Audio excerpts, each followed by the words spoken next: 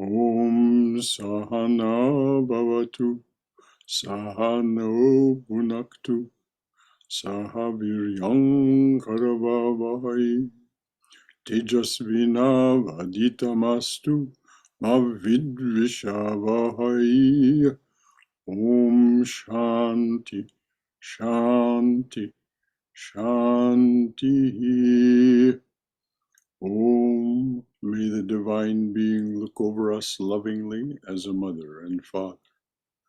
May the Divine Being support and nourish us as a mother and father.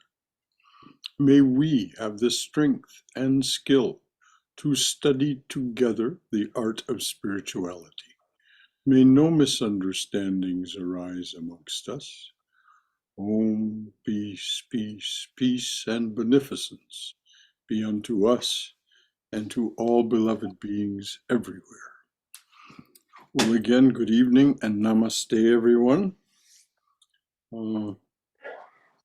Thanks for taking time with us this evening as we study and discuss Swami Ranganathananda's 83-page book, Divine Grace. The assertion the Swami makes and develops his point is that to be fully human is to be fully divine. But we mainly misunderstand what it means to be fully human. And to be fully human is first to develop, according to the Swami's assertion, first to develop the intellectual and physical and other capabilities that are given to us to their full extent, making ourselves as successful and as capable of playing the game of life as we can possibly be. And then he says, having achieved this strength, this manliness, this womanliness, then something happens to us. And we begin to understand that there is something beyond this humanity as we have understood it, this embodied being. As Swami Sridharananda said, we start with the assertion and the conviction, quite necessarily, I am. Then as time goes on, and Swami Ranganathananda develops this point very sweetly, very thoroughly, as time goes on and we come to the fullest expression of that I am, then we discover there is something beyond. And so we say, I am and thou art. Ultimately, we come to understand that I am because thou art, and so it becomes thou art and I am. And when this reaches its culmination, its final stage, there's no longer any feeling of the body and the senses and so on, except as a necessary thing. And so we simply say, thou art. So this is what the Swami is developing as a way of seeing the world. Now, Swayam, who's our normal reader, has been babysitting, I believe, a grandchild or a niece or something like this. So she's on her way, and we will have our very capable reader from Tuesday night also start with our reading this evening. So tell us where we are, please, Haima. Sure, Brother Shankara. Good evening and namaste, everyone. We are on page 58 in the book. That is, I will start from the top of the page, Brother Shankara. It seems Please do. very, Yes. yeah. From the sloka meaning to, then I will come down. Actually, we stopped at the end of the meaning, if so much meditation, but I'll start at the top. Whom alone, that is one's own self, this seeker seeks, longs for, by what self alone, that is by that seeker, one's own self is attained, is realized. Here, the choosing is done by the seeker by means of an earnest longing and struggle. This seeking and struggle on the part of man is essential, according to every spiritual teaching. But it's only to draw down the grace of the Atman through his self-revelation, as we have seen earlier. Shankaracharya emphasizes that the essential of divine grace in commenting on the first part of the verse. How is the Atman obtained? This is answered. To that lover of the Atman reveals, manifests its own real form, its own real nature. That is the meaning.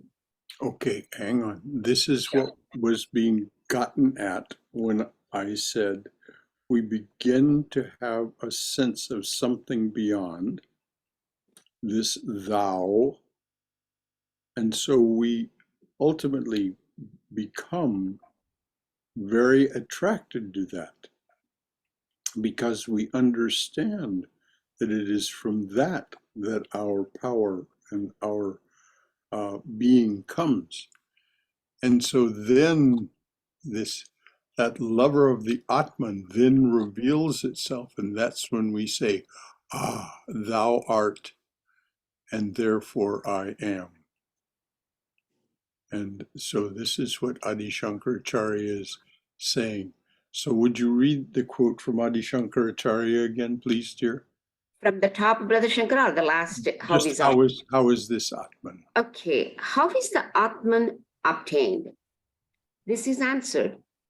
To that lover of the Atman reveals, manifests its own real form, its own real nature. That is the meaning.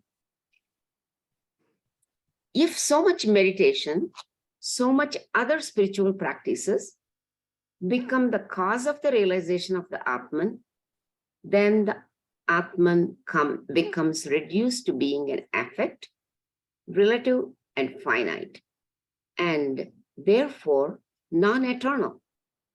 I'll read one more time this one. No, and this is such a key point.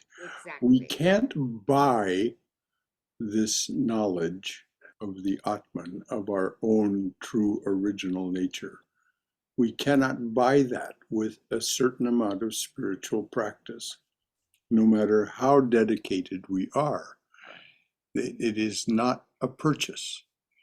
This is not a transaction. It is the quality of your being that changes, and that is when the Atman reveals itself from within, your true eternal nature and being reveals itself from within. So please do read that again, please, dear. If so much meditation, so much other spiritual practices become the cause of the realization of the Atman, then the Atman becomes reduced to being an affect, relative and finite, and therefore non-eternal. Can a finite lamp of knowledge or awareness or consciousness illumine the infinite light of pure consciousness?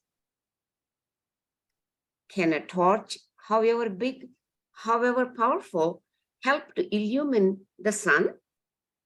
On the contrary, it is the sun that illumines and overwhelms that torch and all other big and small light sources in the solar system. This is what is meant by this feeling that comes to us so strongly. Thou art, and therefore I am. Thou art, the metaphor here is the sun, and the I am is this torch, no matter how big, no matter how powerful. It is not the sun. And so the sun overwhelms that torch and all other big and small light sources in the solar system. Similarly, This is a paraphrase of verse after verse from Upanishad after Upanishad. Lightning, the moon, all of these things, they are not the light source itself. And so they do not illumine. What illumines is the light source itself. That is the electricity that lights up this bulb of our human existence. And that's what comes to us, is that, thou art, and therefore I am. You are the electricity lighting up this light bulb, this torch. And so vast art thou, infinite, eternal, and so on. Any comments or questions from anyone before we go on? Okay. similarly, far from the mind, through meditation and other spiritual exercises, however deep and profound they be, illumining or revealing the Atman, it is the Atman that overpowers the puny light of the mind and illumines it through and through. Now, overwhelms it. This is what's meant by losing our outer consciousness. When we actually have this experience, we lose the sense of our body when we're sitting for whatever spiritual practice we're doing, and this grace descends on us, or actually arises within us, is a better way to say it. Then we have this experience that the mind is, it simply stops its functioning in its ordinary sense. We're not aware of our senses, we're not aware of our body, we're only aware of that. Any comments or questions? Okay. For the Atman, according to the Upanishads, is the very nature of pure consciousness, infinite, non-dual, and undecaying. All the Upanishads ecstatically sing in chorus this characteristic of the Atman and present it as the highest truth about man and the universe. The Katha Upanishad therefore presents the Atman in a piece of sublime music as the lights of all lights. There in the Atman, the sun does not illumine, nor the moon, nor the stars, nor these lightnings, much less this terrestrial fire. Then that Atman shines. Everything else gets illumined from that. By its light, all this universe is lighted. And so, indeed, we are lighted. We are intrinsically and lovingly a part of universe. We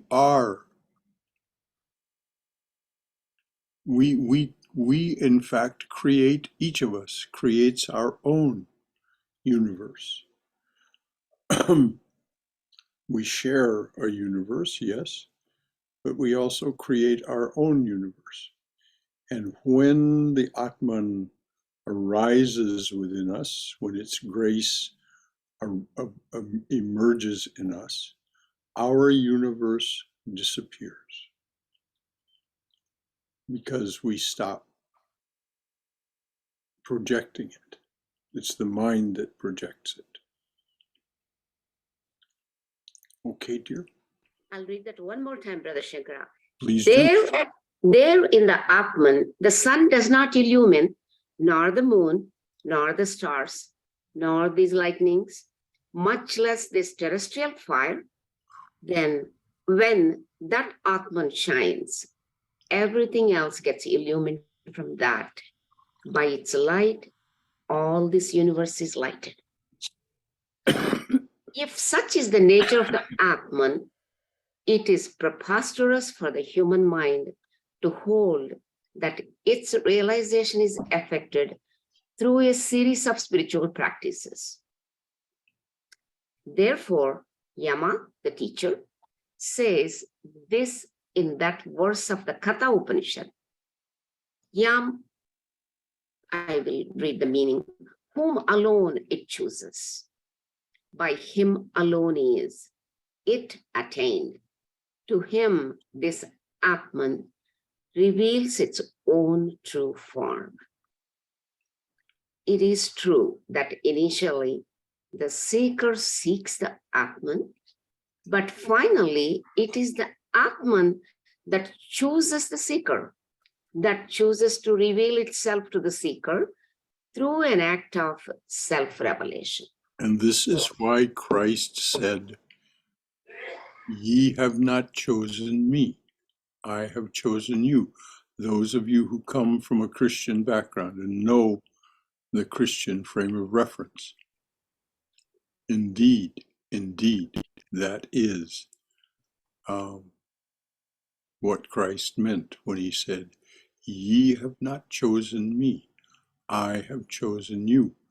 Because he was the non-dual Atman. He was the vine of which we are the branches. The branches are not separate from the vine, and the vine is not separate from its source. So all is one. And so this is that message. I believe that that Swami has joined us. I see here iPhone, I think it's hers. Would you like me to stop there and let her take over? Hang on, let's just see if it is. I'm still driving. Oh, okay. Yeah, I should be home shortly, like maybe another 10 minutes or so. Don't call us. Drive carefully. Okay. Sorry. Don't call us shortly. Okay.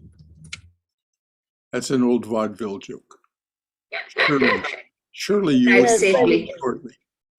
Okay. So, dear heart, just first of all, read again what you just. I will. I just want to clarify one thing, Brother Shankara. Yes. The Atman, my understanding is Atman chooses the seeker when the seeker is self-realized. No. The Atman Self-revelation through an act of Atman chooses the self-revelation. seeker. The Atman chooses the seeker, Right. and then purifies through its presence, purifies the seeker, and the seeker then has the realization of its own true nature, or self-realization, Okay. or samadhi. Great. Thank you. That's great. I'm So glad that I clarified it. but it arises in us. This is what Swami Prabhavananda meant. The chosen ideal, which is your that aspect of the divine presence, which is the Atman, the chosen ideal, that aspect that appeals to you, is you yourself. Not the body, not the mind, but the you yourself. So the chosen ideal is you yourself, no different. Learn to feel that living presence. That's his first instruction. Learn to feel that living presence. And when you learn to feel that living presence, and it chooses you, you may practice for years and years. And there are many wonderful things that happen. The purification of the mind, purification of the senses, and so on. All of the embodiment business. But this living presence will not yet have revealed itself to you. When it does, then there's no question. There is no question. It is an empirical, tangible experience. As Swami Prabhupada would say, like holding a piece of fruit in your hand. It is that tangible. And so the thing for us to grasp is that our spiritual practices do take us higher and higher and higher and higher as a human being. This is what the Swami develops as his thesis as he went through this book earlier. Higher and higher and higher. First, in just our senses, just in our minds. Then something else happens. And this touch of the Atman, he calls it Krishna. Krishna touches us on the shoulder, as it were, and says, I'd like to show you something beyond. And then the whole drama changes its nature, because you begin to feel, as Swami Prabhupada said, that living presence. Yes. I'll read this one more time. Yeah, hang on. Just let's see if there's any comments or any concerns or questions. Sure, Brother Shankara. All right, dears. Okay. If such is the nature of the Atman, it is preposterous for the human mind to hold that its realization is affected through a series of spiritual practices. Therefore, Yama, the teacher, says this in that verse of the Katha Upanishad. Whom alone it chooses, by him alone is it attained. To him, this Atman reveals its own true form. It is true that initially the seeker seeks the Atman, but finally it is the Atman that chooses the seeker, that chooses to reveal itself to the seeker through an act of self-revelation. This Upanishadic statement of the self-revelation of the Atman is spiritually identical with the idea of divine grace upheld by religions centered in a personal God. And Vedanta holds further, as reaffirmed in our time by Sri Ramakrishna, that the God of the Bhakta and the God of the Jnani, God the personal and God the impersonal, are one and the same reality. And Sri Ramakrishna would make so many metaphors about this. He would say, you know, there's water in a pond. The Christian goes to one corner of the pond, draws water, and says, "I'm taking water."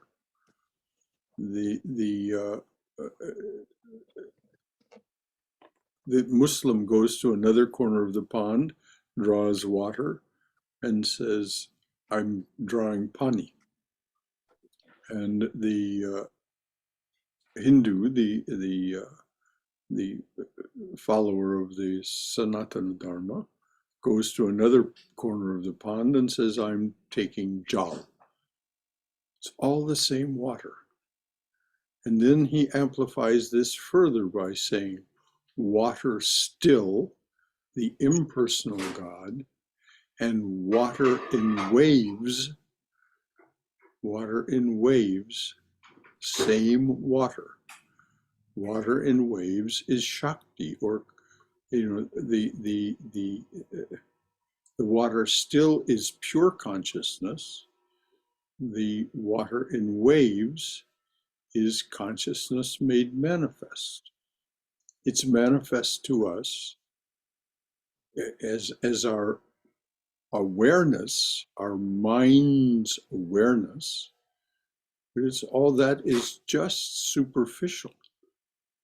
As we learn, as we do our spiritual practices, as we learn to sink into the silence within us, that this feeling of aliveness, awareness, is far more profound and it is infinite, eternal, and changeless. This is the water, still the water of our waking awareness, and for that matter, our dreams and even our dreamless sleep is water in waves. And those who study the human mind, and for that matter, the universe, tell us that there is nothing but vibration, that consciousness is vibrating, which is exactly the same thing that Vashishta told Rama. So are there any? Swami is here.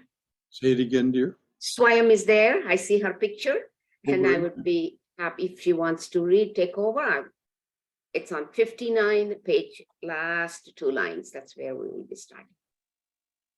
Swami is right there. I see her. Do you see her? Yes, I'll be happy to take over, or you can continue. Yes, Whatever. no, please, Swayam. We want you to read. Oh, yes. okay. So, Okay, take over. and thank you, thank you so very much for filling in so capably as always. Honored. Thank you, Brother Shankara. Thank you, Thank you, Haima. Thank you so Swami. much. You're welcome. Okay, so page 59. So read what Haima just read again about this personal and impersonal. Upanishadic statement. Oh, okay. That's where. Okay, sure. Thank you.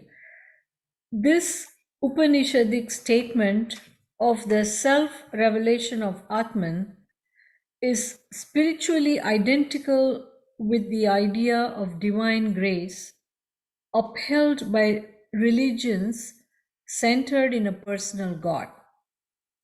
And Vedanta holds further, as reaffirmed in our time by Sri Ramakrishna, that the God of the Bhakta and the God of the Jnani, God the personal and God the impersonal, are one and the same reality. Says Sri Ramakrishna in the Gospel of Sri Ramakrishna, the devotees, I mean the Vijnanis, who accept both Jnana and Bhakti, accept both God with form and the formless, both the personal God and the impersonal. In a shoreless ocean, an infinite expanse of water, visible blocks of ice are formed here and there by intense cold. Similarly, under the cooling influence, so to say, of the deep love of its worshipper, the infinite reduces itself to the finite and appears before the worshipper as God with form. Again, as on the rising of the sun, the ice melts away, on the awakening of knowledge, God with form melts away into the same infinite and formless. Now, is that clear to everyone, that it is our intense love of the divine? We hear from the saints over and over and over the term the beloved, my beloved, the beloved, the sweet one. This over and over. It is out of the grace of the divine that this is what I meant by your chosen ideal, that aspect of yourself that aspect of your deep being that you are not yet consciously aware of. That is you yourself, no difference. That is the living presence. That living presence is created, and each one of us will have, even though the name may be the same, our experience of it will not be the same. Each of us has our own experience of the divine being, this living presence, out of our love and our devotion. And we've covered a lot of territory here, and people haven't really made any comments from their own wisdom or experience, or any asked any questions other than Haima asking for a clarification, as I recall. Is there anything else before we go on? Because this is the key to understanding what is meant by divine grace. Divine grace is the love of the divine for its created being, and it is both with form and formless. Anything from anyone? Brother Shankara? Yes, dear. So, again, this, I guess, experiencing the personal God and experiencing the Atman, or the infinite without the form, is does that come in stages? Because it says, out of the deep love, the infinite reduces itself, and like with the rising sun, when the knowledge comes, and the form melts away. So does it follow then that first one realizes the God with form, and then is it like, a serial stepwise? If you are a bhakta, it happens something like what you described, dear. You get some sense of it. It begins with a reverence or awe that comes from some experience. This is what Swami Sridharananda points to when he says, you get this sense, there's something beyond me. There's something beyond this. I am. And so you begin to say, I am and thou art. So yes, now we have this first step, which may take some many steps, that is to say, little steps, to where this grows and grows in us. As this reverence and awe becomes love, because we sense this is what's coming from that divine being. This is this we feel it. We feel the love coming from the divine being. Then this thou becomes the beloved, and we begin to have the sense, thou art, and therefore I am. So this is the next stage, and again, this may happen in smaller phases. It'll come to us as a strong experience when we're doing our spiritual practices, or at some other time, called an epiphany or peak experience. But then it'll fade again. We'll go back to our normal. But having once had that experience, there's no way of denying it. It's too powerful. So ultimately, this then becomes the final stage of that is this feeling, which is savikalpa samadhi, this One great thought occupies all of our awareness. Thou art, and I am a part of this. Thou art, therefore I am. And then, and this may come during our lifetime, or it may come after we've passed away from the body, having purified ourselves to the point where we don't require embodiment anymore. It may come later that we have this full experience of simply thou art, which is nirvikalpa samadhi, and it's not really an experience, it's a realization of the absolute profound truth of this. Now, the jnani attempts to go directly to that goal of knowing Brahman, the formless, without these steps in between. This is why it's called a direct path. The direct path of Advaita. Very difficult, particularly in this time, Sri Ramakrishna says. But there are some who do it. So, but then there is a step beyond, which is what Sri Ramakrishna was pointing out. It's vijnana, the special knowledge that both are true. That the personal God and the impersonal God, and therefore manifestation, Maya, and that which is beyond Maya, are one and the same. One and the same. Water still, water in waves, same water. Does that clarify it? Yes, Brother Shankara. From a practical sort of, it's easy to fall in love with the magic, harder to get to the magician. I mean, Oh yes, well, I'm glad you remember that remark.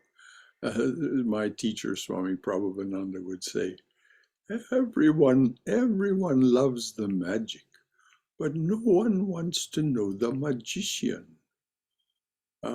So this magician is the living presence, this living presence that's within us, that is, as I used the metaphor earlier, it is the electricity that lights up this light bulb. When that electricity goes away from this light bulb, it falls down. We say it dies.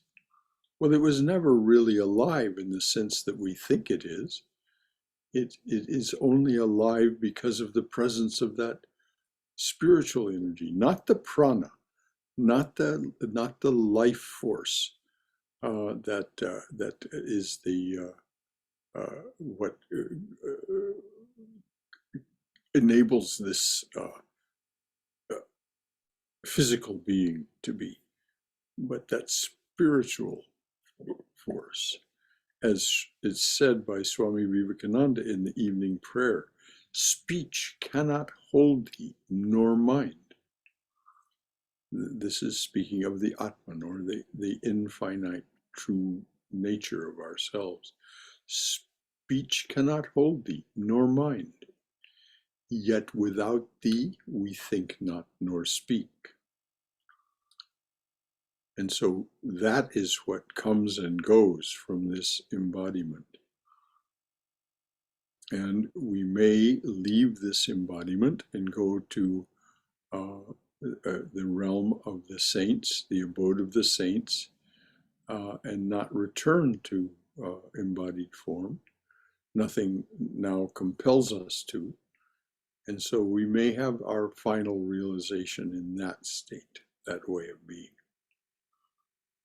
when we sit and contemplate or get involved in observing nature, it's pretty easy to be in awe of the magic. I mean, the Oh, yeah. variety of flowers, the plants, and the birds and animals, and the human mechanism. It's not that difficult to get in awe of that.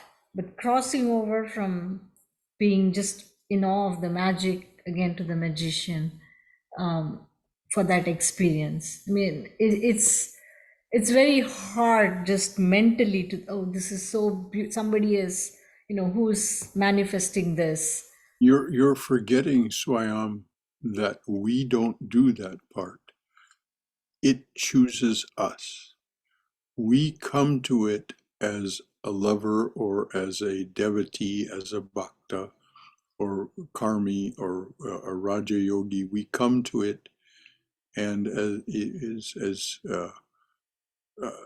Patanjali says, with all of our preparation, the first 6 limbs of yoga, the rest, the 7th and 8th limbs of yoga, samadhi, the deep samadhi, and liberation, they are something that happens to you.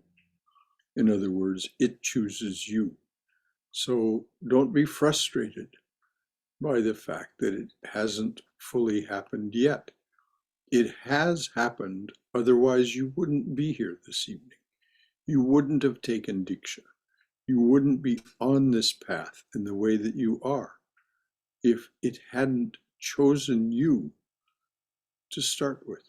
No one is here this evening that has not been chosen. Hmm? We noticed that some people came and then left again.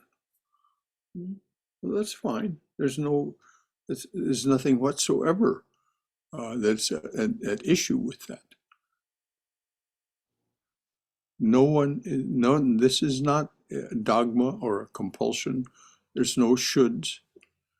But those who come, and as Swami Prabhupada said, those of you who come and stick on, you are here by the direct will of the divine. He spoke of it in terms of Sri Ramakrishna, of course. You are here by the direct will of Sri Ramakrishna. And so it will, as we talked about earlier, reveal itself to you in phases. The reason being is if it revealed itself all at once, it would incinerate you. St. Thomas Aquinas said to God, he was having a conversation with God, I want to know all of you. And God said in response, oh, don't be so silly. It's like a mouse trying to impregnate a tiger. So, and then he said, if I showed you all my true form, you would run away. So if we remember the experience of Arjuna in Bhagavad Gita, when Krishna, by Arjuna's request, reveals to him his full divine form, it isn't long before Arjuna is imploring him, oh, please resume your familiar form. And of course, by that he meant Vishnu, the form of the sustainer and protector of whom Krishna is an incarnation. And he speaks of him in as that four-armed form. So we're simply, Krishna gave him that divine sight and protected him from incineration.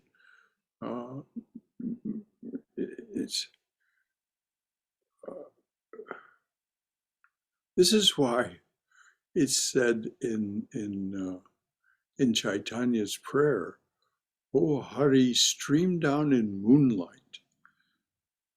I wouldn't be able to take the full force of the sun.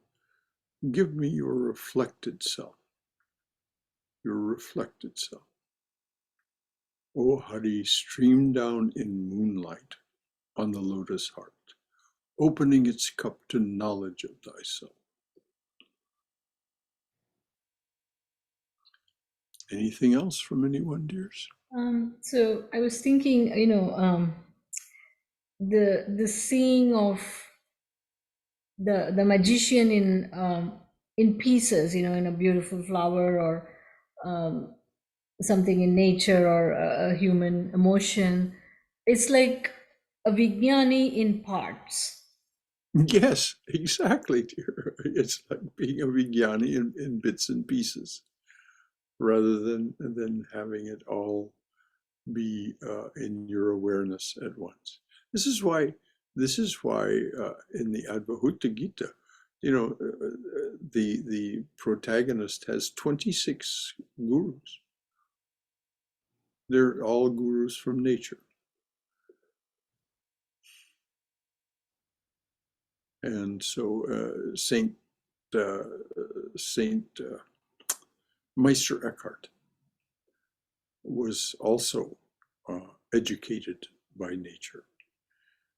And at some point, he returns to that as a refuge because this social interaction is too distracting.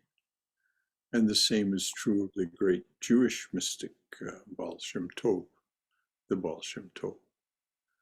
He was educated by nature and became so fully developed in that he was taken to the greatest spiritual master of the Russia of his time, and he became his student.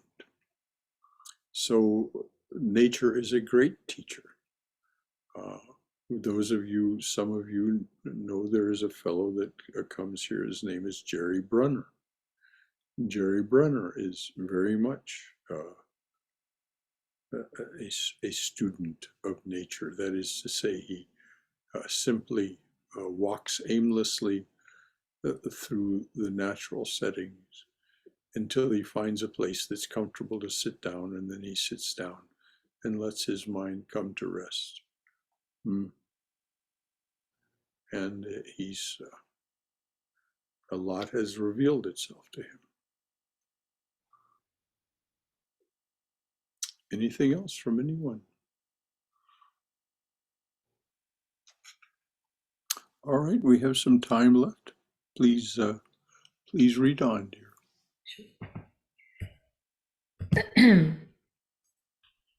As long as a man analyzes with the mind, he cannot reach the absolute. As long as you reason with your mind, you have no way of getting rid of the universe and the objects of the senses: form, taste, smell, touch, and sound. When reasoning stops, you attain the knowledge of Brahman.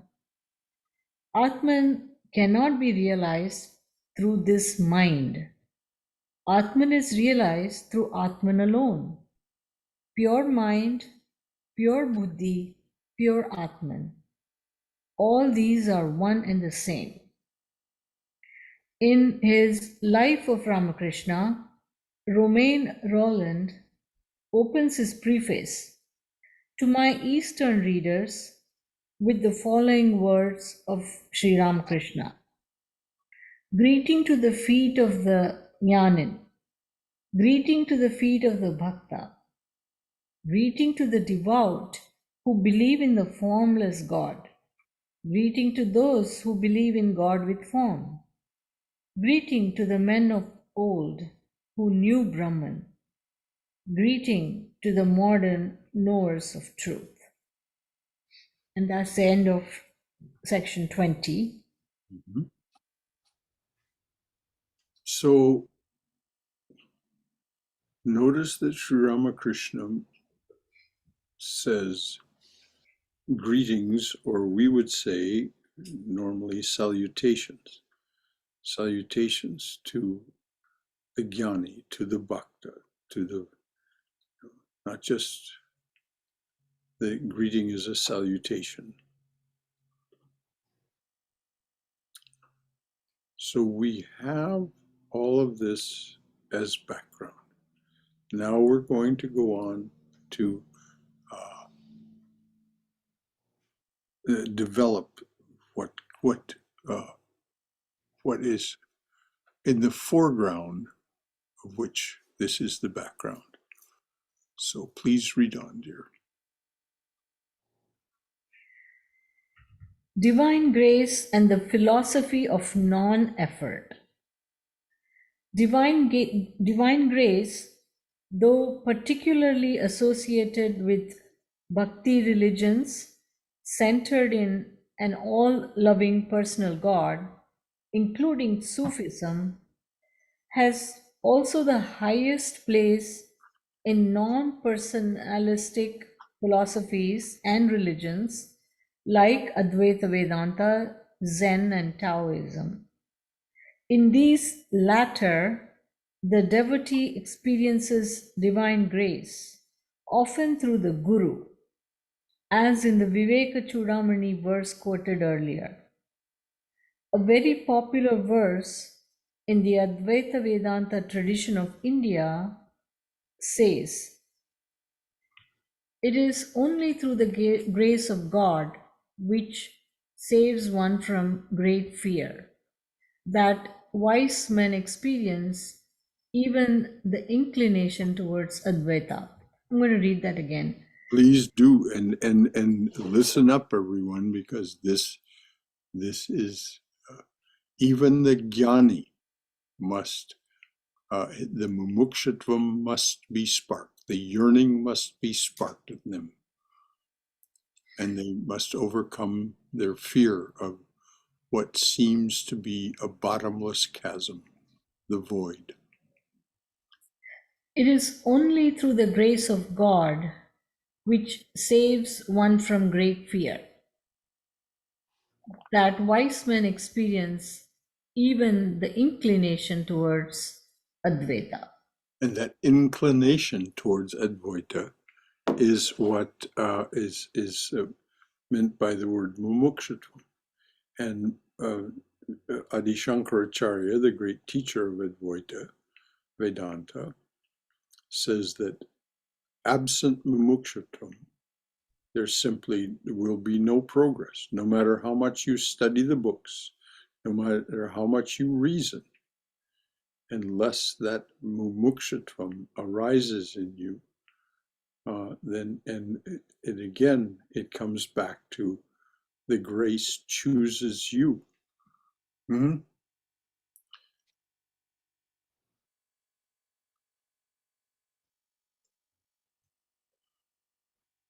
It is only through the grace of God that one experiences this inclination towards Advaita.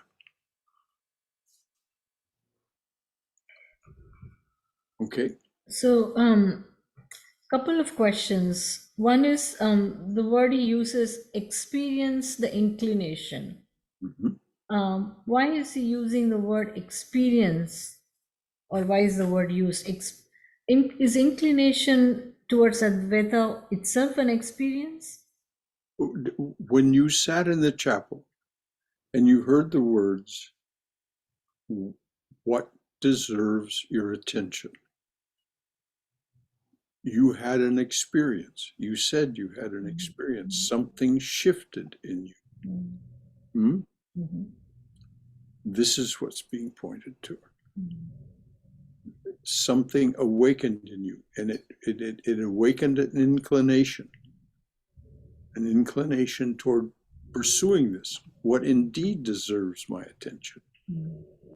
And then, so you followed that and ended up flying to California to take a Diksha initiation from Swami Sarvadevananda, and so on and so on.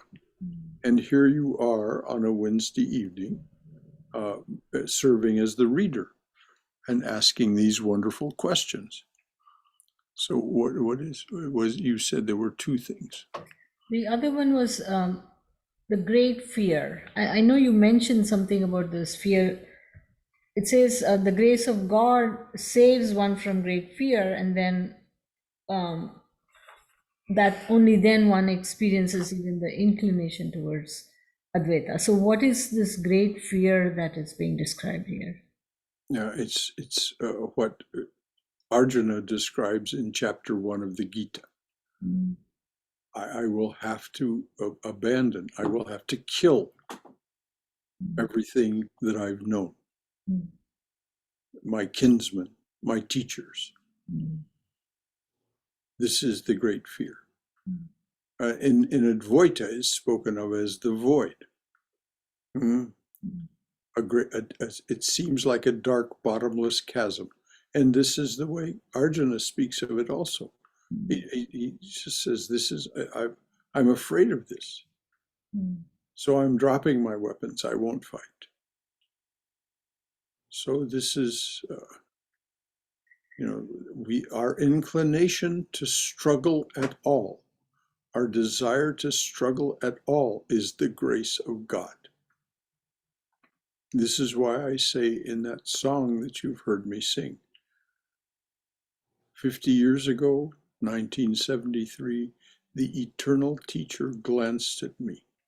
Not a word was said, my eyes filled with tears.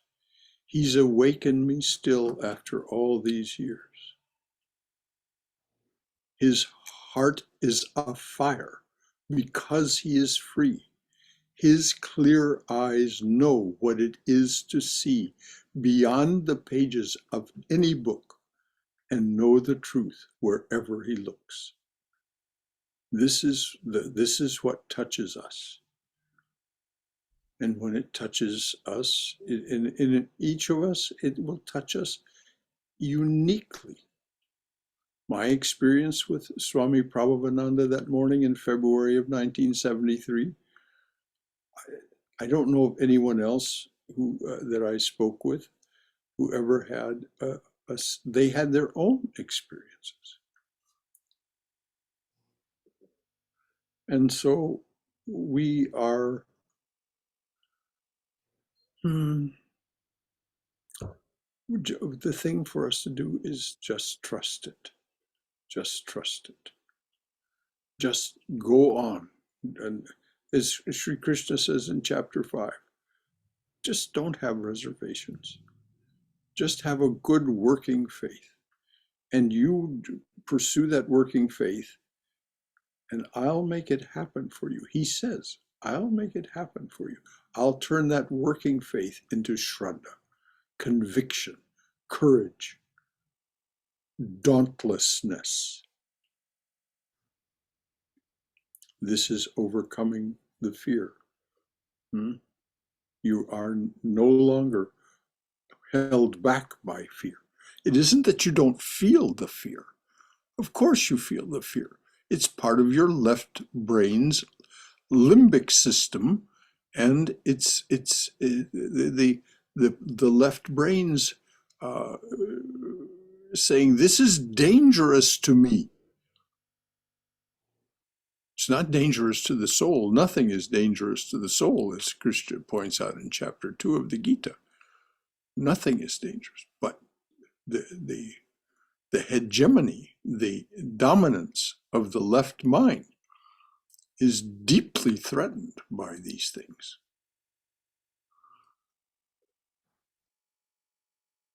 So that'll do it for tonight. We'll start again with 21 when we start again next week. Does that make sense to everyone? We'll start again with this. Yes, to me it does. Okay. All right. Any final thought or concern or question from anyone?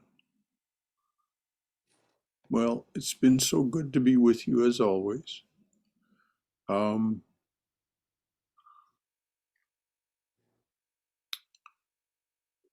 Saturday's class, of course, is on Patanjali's Yoga Sutras, as translated and commented on by Swami Prabhavananda and published as his book, How to Know God.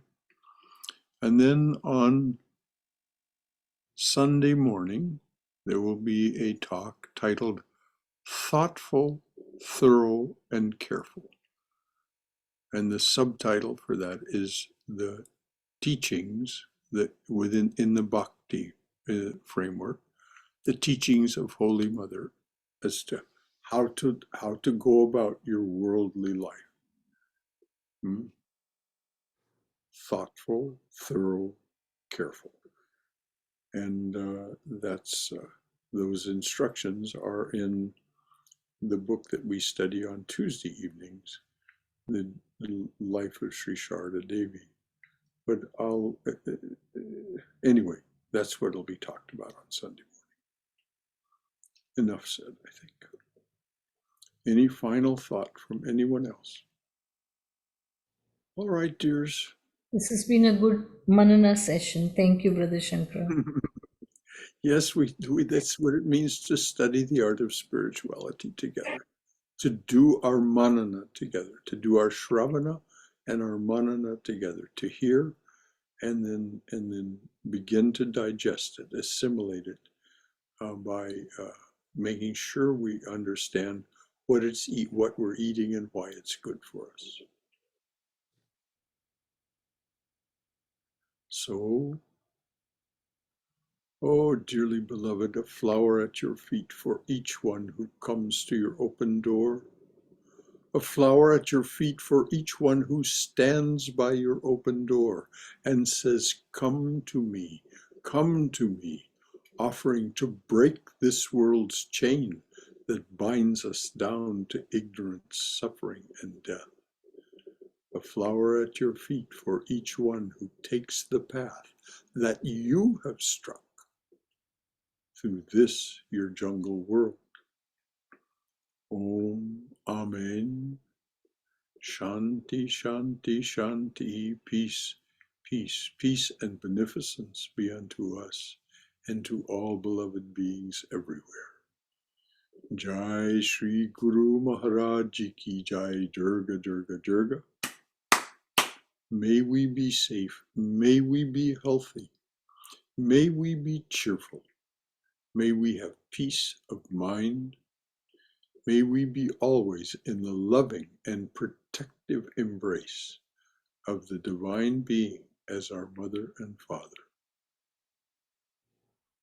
Until Saturday, my dears, and for those of you who decide to join us, Saturday at noon. Any final thought from anyone? All right.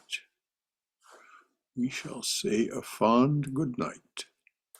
May you all have a restful and restorative night. Good night.